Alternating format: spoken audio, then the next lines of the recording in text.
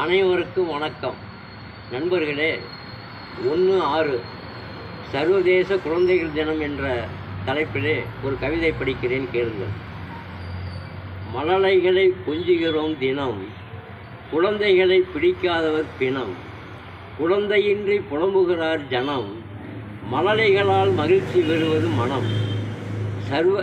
சர்வதேச குழந்தைகள் தினம் இன்று, இதை கொண்டாடி மகிழ்ந்திடுவோம் நன்று. குடும்பத்திலே குழந்தைகளை ஈன்று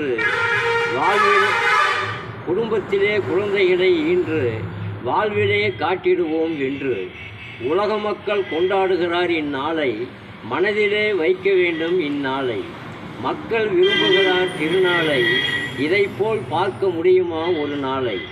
வாழ்விலே வந்து போகுது பல நாள், இது அனைவரும் விரும்புகின்ற திருநாள். குழந்தைகளை பெற்றெடுப்பது அன்னை, அது மழலை பேசி மகிழ்விப்பது உன்னை.